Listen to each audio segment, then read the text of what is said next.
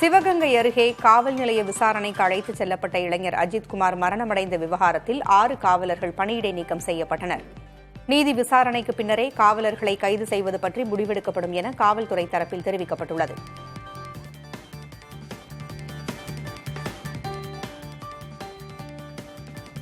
காவல் நிலைய விசாரணைக்கு அழைத்துச் செல்லப்பட்ட இளைஞர் மரணமடைந்த விவகாரத்தை கண்டித்து சிவகங்கை மாவட்டம் மடப்புரம் கோயிலைச் சுற்றியுள்ள கடைகளை அடைத்து வியாபாரிகள் போராட்டம் நடத்தினர். உயிரிழந்த அஜித்குமாரின் வீட்டிற்கு விசாரணைக்கு சென்ற எஸ்பி ஆஷிஷ் ராவுடன் பொதுமக்கள் வாக்குவாதத்தில் ஈடுபட்டனர். வீட்டு மின் இணைப்புகளுக்கு எவ்வித மின் கட்டண உயர்வும் இல்லை என உறுதிபட தெரிவித்த அமைச்சர் சிவசங்கர் 100 யூனிட் இலவச மின்சாரம் உட்பட அனைத்து இலவச சலுகைகளும் தொடரும் என்று கூறினார். இதுகுறித்து அறிக்கை வெளியிட்டிருக்கும் அவர், மின் கட்டணம் உயர்த்தப்படுவதாக சமூக வலைதளங்களிலும் செய்தி ஊடகங்களிலும் அதிகாரப்பூர்வமற்ற தகவல்கள் பரவி வந்ததாக குறிப்பிட்டுள்ளார். கீழடியில் 2500 ஆண்டுகளுக்கு முன்பு வாழ்ந்த மனிதர்களின் முகங்கள் முப்பரிமாணத்தில் மறு உருவாக்கம் செய்யப்பட்டுள்ளதை குறிப்பிட்டு முதலமைச்சர் மு.க.ஸ்டாலின் பதிவிட்டுள்ளார். இங்கிலாந்து பல்கலைக்கழகம் மூலம் மறு உருவாக்கம் செய்யப்பட்ட 3D படங்களை மேற்கோள் காட்டி முதல்வர் ஸ்டாலின் இந்த பதிவை வெளியிட்டுள்ளார்.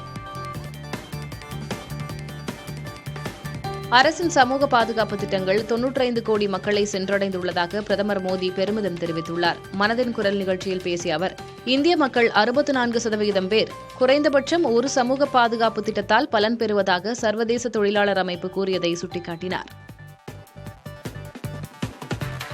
தமிழ்நாட்டில் கூட்டணி ஆட்சி அமைந்தால் வரவேற்கத்தக்கது என தேமுதிக பொதுச் செயலாளர் பிரேமலதா விஜயகாந்த் கூறியுள்ளார். கோவை விமான நிலையத்தில் செய்தியாளர்களிடம் பேசிய அவர், எத்தனையோ மாநிலங்களில் கூட்டணி ஆட்சி சாத்தியமாகி உள்ளதாக கூறினார். தமிழக கட்சிகளின் தலைமையில் ஆட்சி இருந்தால் நல்லது எனவும் பிரேமலதா விஜயகாந்த் தெரிவித்தார். சென்னையில் காங்கிரஸ் கட்சி நடத்திய விழாவில் தேமுதிக பொருளாளர் எல்.கே. சுதீஷ் பங்கேற்றது தமிழகத்தில் பேசுபொருளாகியுள்ளது. காங்கிரஸ் மூத்த தலைவர் சி.கே. பெருமாளின் புத்தக வெளியீட்டு விழாவில் சபாநாயகர் அப்பாவு, திமுக எம்பி.டி.ஆர். பாலு ஆகியோருடன் சுதீஷும் பங்கேற்றார். நிகழ்வில் உரையாற்றிய சுதீஷ், 30 ஆண்டுகால நட்பு என்பதால் இந்நிகழ்வில் பங்கேற்றதாக தெரிவித்தார். 2026 தேர்தலில் திமுக கூட்டணியில் தொடர்வது என மதிமுக முடிவு செய்துள்ளது. சென்னை எழும்பூரில் மதிமுக நிர்வாகக் குழு கூட்டம் நடைபெற்றது. திமுகவிடம் இரட்டை இலக்க தொகுதிகளை கேட்டு பெற திட்டமிட்டுள்ள மதிமுக தலைமை இதை கருத்தில் கொண்டு உற்சாகத்துடன் களப்பணியாற்ற வேண்டும் என்று தொண்டர்களுக்கு அறிவுறுத்தியுள்ளதாக தகவல்கள் கிடைத்துள்ளன. ஒடிசா மாநிலம் பூரியில் ஜெகநாதர் ரத யாத்திரை நடைபெற்று வரும் நிலையில் கூட்ட நெரிசலில் சிக்கி 3 பேர் உயிரிழந்தனர். 50 பேர் காயமடைந்தனர். காயமடைந்தவர்களில் சிலர் உடல்நிலை கவலைக்கிடமாக உள்ளது. விபத்துக்காக ஜெகநாதரின் பக்தர்களிடம் அரசு சார்பில் மன்னிப்பு கேட்டுக் கொள்வதாக முதலமைச்சர் தெரிவித்துள்ளார். இந்தியா பாகிஸ்தானுடனான போரை வர்த்தக பேச்சுவார்த்தையை வைத்து நிறுத்தியதாக அமெரிக்க அதிபர் டிரம்ப் தெரிவித்துள்ளார். வர்த்தக அமைச்சர் ஸ்காட் பெசன்ட் அழைத்து இரு நாடுகளும் போரில் தீவிரம் காட்டுவதால் அவர்களோடு நாம் வர்த்தக பேச்சு நடத்த வேண்டாம் என்று கூறியதாகவும் இதைத் தொடர்ந்தே இருவரும் போரை நிறுத்த ஒப்புக்கொண்டதாகவும் டிரம்ப் கூறியுள்ளார். 20,000 ஏவுகணைகள், அணுகுண்டுகளுடன் உலகின் மிக வலிமையான பாதுகாப்பு அமைப்பை ஏற்படுத்த ஈரான் திட்டமிட்டுள்ளதாக தகவல் வெளியாகியுள்ளது. இஸ்ரேலை அழிக்க ஈரான் மிகப்பெரிய அளவில் திட்டம் தீட்டி வருவதாகவும், இஸ்ரேலை அழிக்க 3 முறை ஈரான் திட்டம் தீட்டியதாகவும் இஸ்ரேலிய வெளியுறவுத்துறை அமைச்சக செய்தித் தொடர்பாளர் ஆரன் மேமர்ஸ்டெயின் கூறியுள்ளார். ஒகேனக்கலில் தொடர்ந்து வெள்ளப்பெருக்கு நீடிப்பதால் அருவிகளில் குளிப்பதற்கும் பரிசல் இயக்குவதற்கும் 5வது நாளாக தடை விதிக்கப்பட்டுள்ளது. காவிரி கரையோர கிராமங்களுக்கு வெள்ள அபாய எச்சரிக்கை விடுக்கப்பட்டு மாவட்ட நிர்வாகம் சார்பில் பாதுகாப்பு பணிகள் தீவிரப்படுத்தப்பட்டுள்ளன.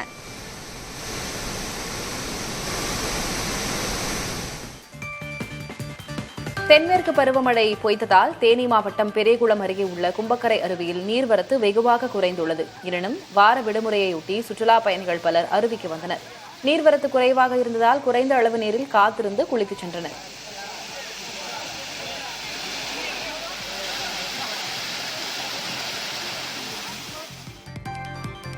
ராமேஸ்வரத்திலிருந்து மீன்பிடிக்கச் சென்ற 8 மீனவர்கள் எல்லை தாண்டி மீன்பிடித்ததாக இலங்கை கடற்படையால் கைது செய்யப்பட்டனர். அவர்கள் தலைமன்னார் கடற்படை முகாமிற்கு அழைத்துச் செல்லப்பட்டு விசாரணைக்கு பின் சிறையில் அடைக்கப்பட்டனர்.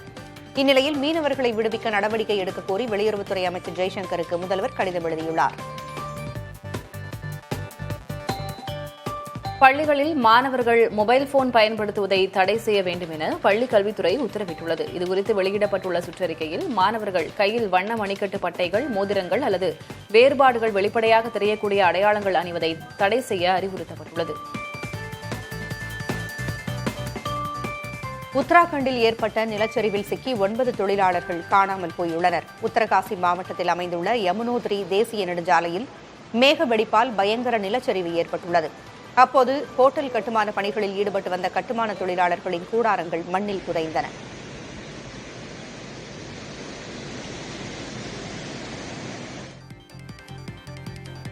சத்தீஸ்கர் மாநிலத்தில் கடந்த 18 மாதங்களில் 48 பெண் மாவோயிஸ்டுகள் உட்பட 435 மாவோயிஸ்டுகள் கொல்லப்பட்டுள்ளதாக பாதுகாப்பு படை அதிகாரிகள் தெரிவித்துள்ளனர். இதே காலகட்டத்தில் 1457 மாவோயிஸ்டுகள் சரணடைந்துள்ளதாகவும் 1469 பேர் கைது செய்யப்பட்டுள்ளதாகவும் தெரிவித்தனர். மத்திய பிரதேச மாநிலம் இந்தூர் தேவாஸ் புறவழிச்சாலையில் நடைபெற்று வரும் சாலை பணிகள் காரணமாக ஏற்பட்ட 32 மணி நேர போக்குவரத்து நெரிசலில் சிக்கி 3 பேர் உயிரிழந்தனர். சுமார் 8 கிலோமீட்டர் தூரத்திற்கு நீடித்த இந்த நெரிசலில் 4000 வாகனங்கள் சிக்கிக் கொண்டன. புற்றுநோயாளிகளான கமல் பஞ்சல் மற்றும் பல்ராம் பட்டேல், நெஞ்சுவலி ஏற்பட்ட சந்தீப் பட்டேல் ஆகிய மூவரும் நெரிசலில் நீண்ட நேரம் சிக்கி மருத்துவ உதவி கிடைக்காமல் உயிரிழந்தனர்.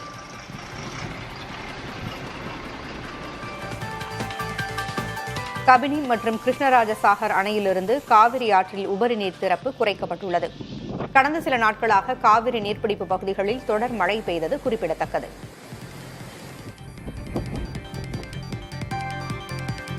திண்டுக்கல் மாவட்டத்தில் முன்னாள் முதல்வர் ஜெயலலிதாவின் புகைப்படங்கள் குப்பை தொட்டியில் போடப்பட்டிருந்ததற்கு அதிமுக கடும் கண்டனம் தெரிவித்துள்ளது. திண்டுக்கல் மாவட்டம் வேடச்சந்தூரில் புதிய மின் பகிர்மான அலுவலகம் திறப்பு விழாவின் போது அங்குள்ள குப்பை தொட்டியில் முன்னாள் முதலமைச்சர் ஜெயலலிதாவின் புகைப்படங்கள் வீசப்பட்ட வீடியோ சமூக வலைதளங்களில் வெளியானது.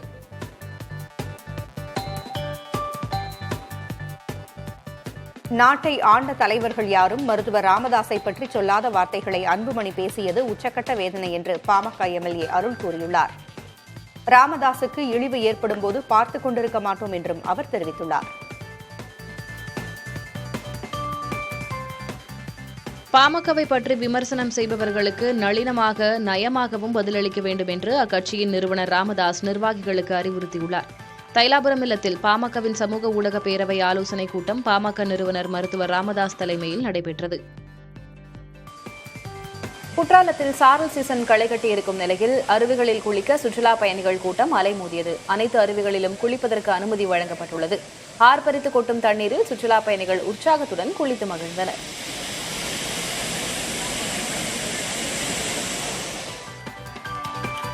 காவிரி நீர்பிடிப்பு பகுதிகளில் பெய்த மழையால் மேட்டூர் அணையின் நீர்மட்டம் உயர்ந்துள்ளது. நீர்வரத்து அதிகமாக இருப்பதால் உபரி நீர் திறப்பதற்கான ஏற்பாடுகள் நடைபெற்று வருகின்றன.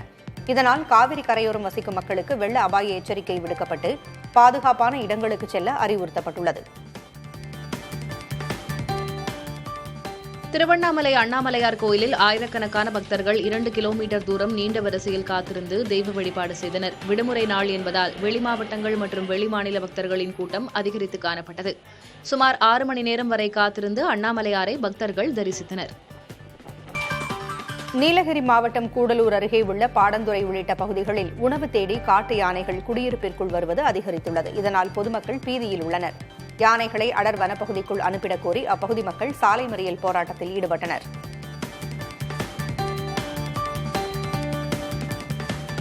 தென்காசி மாவட்டம் ஆலங்குளம் அருகே பள்ளி உரிமையாளர் வீட்டில் 100 பவுன் நகையும் 20 லட்சம் ரூபாய் ரொக்கப்பணமும் கொள்ளையடிக்கப்பட்டுள்ளது.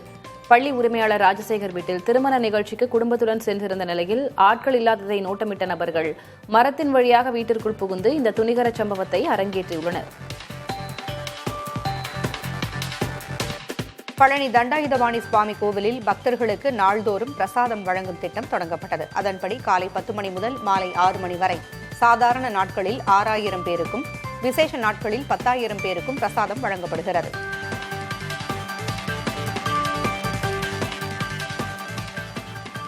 கோவையில் எலக்ட்ரிக் ஆம்னி பேருந்து தீப்பிடித்து எரிந்த விபத்தில் 30 பயணிகள் உயிர் தப்பினர். திருச்சியிலிருந்து வந்த தனியார் நிறுவனத்தின் மின்சார ஆம்னி பேருந்து ஒன்று கருமத்தம்பட்டி அருகே தேசிய நெடுஞ்சாலையில் பாலத்தின் தடுப்புச் சுவரில் மோதி தீப்பிடித்து எரிந்தது. பேருந்திலிருந்து புகை வந்தவுடன் 30 பயணிகளும் பத்திரமாக வெளியேற்றப்பட்டனர்.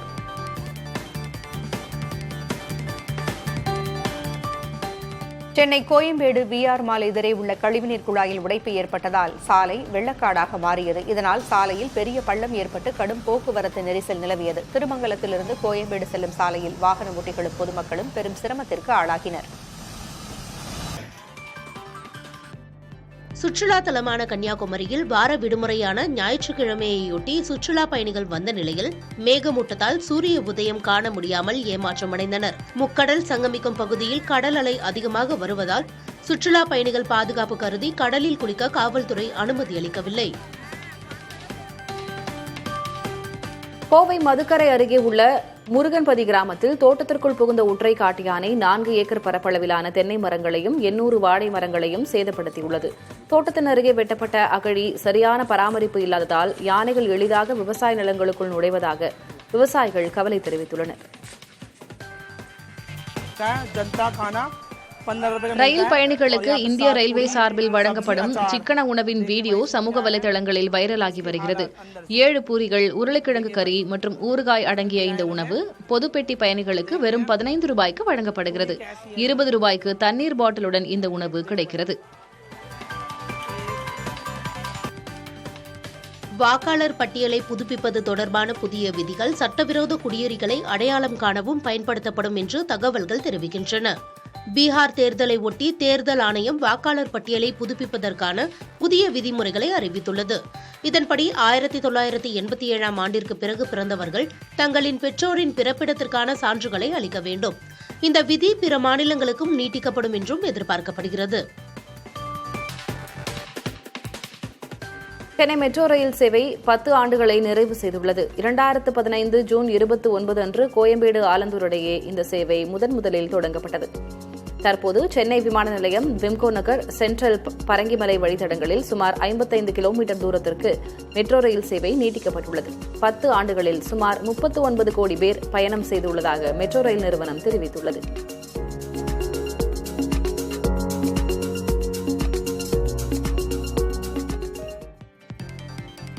மகாராஷ்டிராவில் பள்ளிகளில் முதல் வகுப்பிலிருந்து மாணவர்களுக்கு ஹிந்தி மொழியை பயிற்றுவிக்கும் அரசின் முடிவில் தனக்கு மாறுபட்ட கருத்து இருப்பதாக அம்மாநில துணை முதல்வர் அஜித் பவார் தெரிவித்துள்ளார். பராமதியில் செய்தியாளர்களை சந்தித்த அவர் 5ஆம் வகுப்பிலிருந்தே இந்தி மொழி கற்பிக்கப்பட வேண்டும் என்பதே தனது எண்ணம் என்று கூறினார்.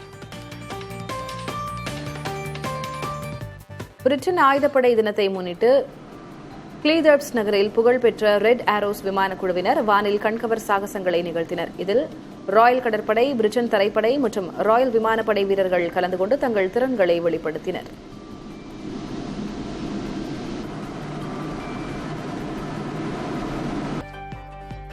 அமெரிக்க அதிபர் டிரம்பின் மகன் எரிக் டிரம்பும் அப்பதவியில் அமர விரும்புவதாக தகவல் வெளியாகியுள்ளது. அண்மையில் அளித்த பேட்டியில் அரசியல் பாதை தனக்கு எளிதான ஒன்று என்றும், ஆனால் அது குறித்து இன்னும் முடிவு செய்யவில்லை என்றும் எரிக் டிரம்ப் கூறியிருந்தார். தற்போதுள்ள தலைவர்களின் செயல்பாடுகள் மோசமாக உள்ளதாகவும் அவர்கள் பணியை தன்னால் சிறப்பாக செய்ய முடியும் என்றும் எரிக் டிரம்ப் கூறினார். ஜெர்மனியின் ஸ்டாட்ஹாம் நகரில் உள்ள இந்து சங்கர ஸ்ரீ காமாட்சி அம்மன் ஆலயத்தில் 33வது ஆண்டு தேர் திருவிழா சிறப்பாக நடைபெற்றது. விழாவையொட்டி அதிகாலையில் மூலவருக்கும் உற்சவருக்கும் சிறப்பு அபிஷேக ஆராதனைகள் நடைபெற்றன.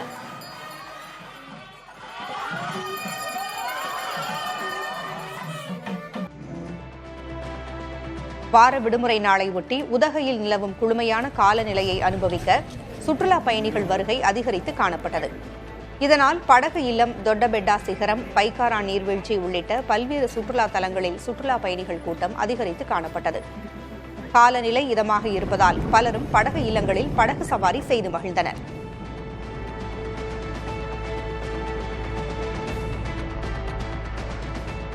திருவண்ணாமலை அண்ணாமலையார் கோவிலில் அதிகாலை முதல் ஆயிரக்கணக்கான பக்தர்கள் 2 கிலோமீட்டர் தூரம் நீண்ட வரிசையில் காத்திருந்து சாமி தரிசனம் செய்தனர். விடுமுறை தினம் என்பதால் வெளி மாவட்டங்கள் மற்றும் வெளி மாநில பக்தர்களின் கூட்டம் அதிகரித்து காணப்பட்டது.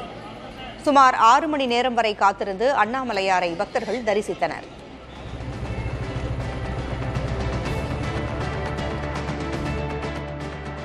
கிருஷ்ணகிரி மாவட்டம் மகாராஜகடை வனப்பகுதியில் கடந்த 5 ஆண்டுகளாக முகாமிட்டுள்ள 12 காட்டு யானைகள் விவசாயிகளுக்கு பெரும் அச்சுறுத்தலாக மாறியுள்ளன. கடந்த 3 நாட்களில் மட்டும் 1000த்திற்கும் மேற்பட்ட வாழை மரங்களையும் 200க்கும் அதிகமான மா மற்றும் தென்னை மரங்களையும் யானைகள் அழித்திருப்பதாக விவசாயிகள் வேதனை தெரிவித்துள்ளனர்.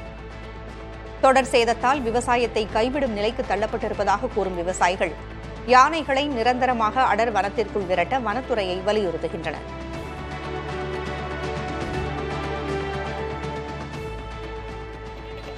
திருவண்ணாமலை மாவட்டம் ஆரணி அருகே கண்ணமங்கலத்தில் தர்மராஜா திரௌபதி அம்மன் ஆலயத்தில் 20 நாட்கள் நடைபெற்ற அக்னி வசந்த விழா துரியோதனன் படுகளம் நிகழ்ச்சியுடன் நிறைவு பெற்றது. விழாவில் பங்கேற்ற நாடக கலைஞர்கள் பாஞ்சாலி சபதம் மற்றும் துரியோதனன் வதம் செய்யும் காட்சிகளை தத்ரூபமாக நடித்து காட்டி அசத்தினர். இவ்விழாவில் முன்னாள் அமைச்சர் சேவூர் எஸ் ராமச்சந்திரன் சிறப்பு அழைப்பாளராக பங்கேற்றார். கொங்கராம்பட்டு, காட்டுக்காநல்லூர், புதுப்பேட்டை உள்ளிட்ட கிராமங்களிலிருந்து திரளான பக்தர்கள் பங்கேற்றனர்.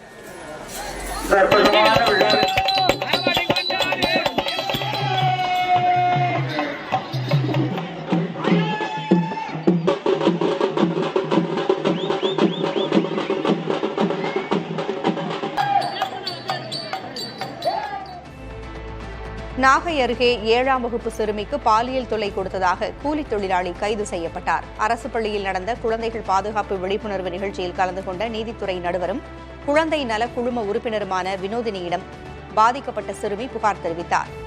நீதித்துறை நடுவரின் பரிந்துரையின் பேரில் கூலித் தொழிலாளி ராஜ்குமார் போக்சோ சட்டத்தின் கீழ் கைது செய்யப்பட்டார்.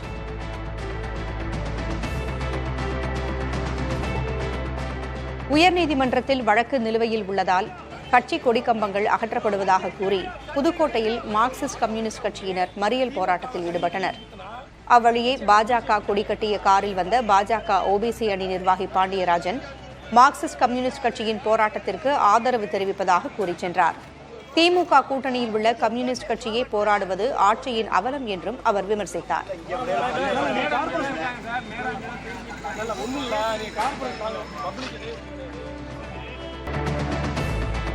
தூணின் மீது ஏறிவிட்டு இறங்க முடியாமல் தவித்த சிறுவனை தீயணைப்பு வீரர்கள் பத்திரமாக மீட்டனர்.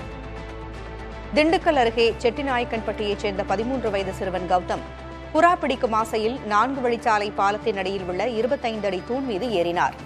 அவர் இறங்க முடியாமல் சிக்கிக் கொண்டதால் அந்த பகுதி மக்கள் தீயணைப்பு வீரர்களை வரவழைத்தனர். தீயணைப்புத் துறையினர் ஏணி மூலம் சிறுவனை மீட்டனர்.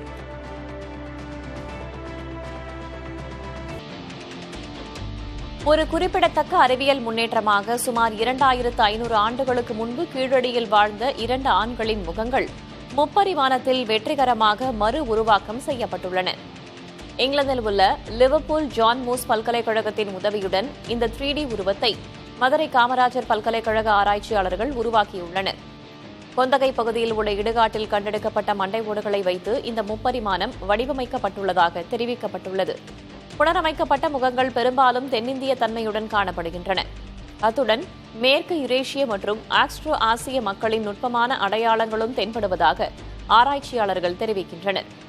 முகங்களின் மேல் பாதி பகுதிகள் மிகவும் துல்லியமாக இருக்கும் நிலையில் கீழ்த்தாடைகள் கிடைக்காததால் கீழ்பாதி பகுதிகள் தோராயமாக மதிப்பிடப்பட்டுள்ளன. இந்த முப்பரிமாண படங்களை அமைச்சர் TRB ராஜா தனது எக்ஸ் தள பக்கத்தில் ஃபேசஸ் ஆஃப் கீழடி என்ற ஹேஷ்டேகுடன் பகிர்ந்துள்ளார்.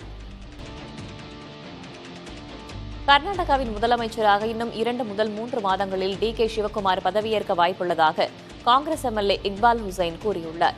கர்நாடக அரசியலில் செப்டம்பருக்கு பின் தலைகீழ் திருப்பம் ஏற்படும் என அண்மையில் கூட்டுறவுத்துறை அமைச்சர் ராஜண்ணா கூறியிருந்தார். இந்நிலையில் சிவக்குமாருக்கு நெருக்கமானவராக கருதப்படும் இக்பால் ஹுசைன் கூறியுள்ளது கவனம் பெறுகிறது. ஆனால் சித்தராமையா தனது 5 ஆண்டு கால ஆட்சி காலத்தை பூர்த்தி செய்வார் என்று அவரது மகன் யதீந்திரா கூறியுள்ளார்.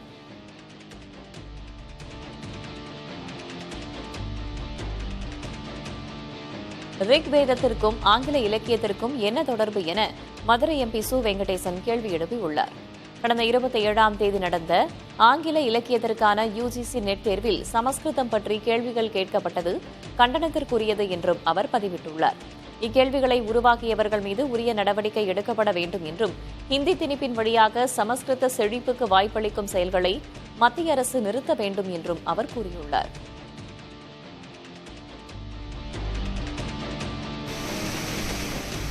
காவிரி ஆற்றில் தமிழக எல்லையான பிலிகுண்டுலுவுக்கு வரும் நீரின் அளவு வினாடிக்கு 70,000 கன அடியிலிருந்து 65,000 கன அடியாக குறைந்துள்ளது. எனினும் ஒகேனக்கலில் தொடர்ந்து வெள்ளப்பெருக்கு நீடிப்பதால் அருவிகளில் குளிப்பதற்கும் பரிசல் இயக்குவதற்கும் 5வது நாளாக தடை விதிக்கப்பட்டுள்ளது. காவிரி கரையோர கிராமங்களுக்கு வெள்ள அபாய எச்சரிக்கை விடுக்கப்பட்டு மாவட்ட நிர்வாகம் சார்பில் பாதுகாப்பு பணிகள் தீவிரப்படுத்தப்பட்டுள்ளன.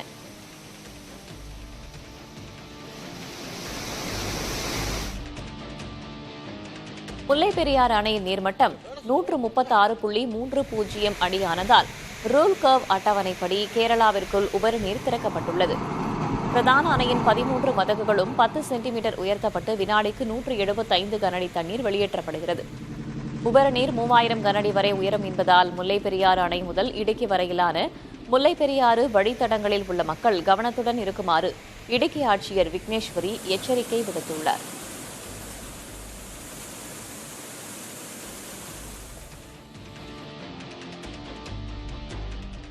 திரிணாமுல் காங்கிரஸ் எம்பிக்களான மஹ்வா மொய்த்ரா, கல்யாண் பானர்ஜி இடையே மீண்டும் மோதல் வெடித்துள்ளது. கொல்கத்தாவில் சட்டக்கல்லூரி மாணவி பாலியல் வன்கொடுமை வழக்கில் கருத்து கூறிய கல்யாண் பானர்ஜி தவறான நபர்களுடன் சகவாசம் கூடாது என்று பேசியிருந்தார். தவறிழைத்தவர்களை கண்டிக்காமல் பாதிக்கப்பட்ட பெண்ணுக்கு அறிவுரை கூறும் இவ்வாசகம் திரிணாமுல் காங்கிரஸ் கட்சியில் சலசலப்பை ஏற்படுத்திய நிலையில் அவரது கருத்து கட்சியின் கருத்தல்ல என்று விளக்கம் வெளியானது. ஆனால் கல்யாண் பானர்ஜியை கண்டிக்க கட்சி தவறிவிட்டது என்று மஹ்வா மொய்த்ரா விமர்சித்தார். இதையடுத்து மஹ்வாவை கல்யாண் மீண்டும் விமர்சனம் செய்துள்ளார். 65 வயதான நபரை மணந்து கொண்டு ஒரு குடும்பத்தை கெடுத்தவர்தானே இவர் என்று கல்யாண் கூறியுள்ளார். மஹ்வா பெண்களுக்கு எதிரானவர் என்றும் சுயநலம் மிக்கவர் என்றும் பணம் சம்பாதிப்பதிலேயே குறியாக உள்ளவர் என்றும் கல்யாண் பானர்ஜி கூறியுள்ளார். 3 மாதங்களுக்கு முன்பும் தேர்தல் ஆணைய அலுவலகத்தில் இருவருக்கும் இடையே கடும் வாக்குவாதம் மூண்டிருந்தது. கல்யாண் பானர்ஜியை உடனே கைது செய்ய அருகிலிருந்த காவலரிடம் மஹ்வா அப்போது கூச்சலிட்டிருந்தார்.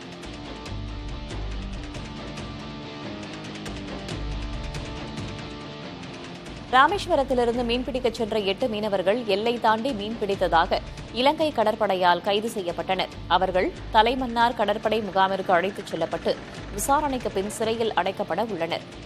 இதற்கிடையே கச்சத்தீவுக்கும் தனுஷ்கோடிக்கும் இடையே மீன்பிடித்துக் கொண்டிருந்த 20க்கும் மேற்பட்ட விசைப்படகுகளின் வலைகளை இலங்கை கடற்படையினர் அறுத்து கடலில் வீசினர். இதனால் மீனவர்களுக்கு தலா 70,000 ரூபாய் முதல் 2 லட்சம் ரூபாய் வரை பெரும் நஷ்டம் ஏற்பட்டுள்ளதாக தெரிவிக்கின்றனர்.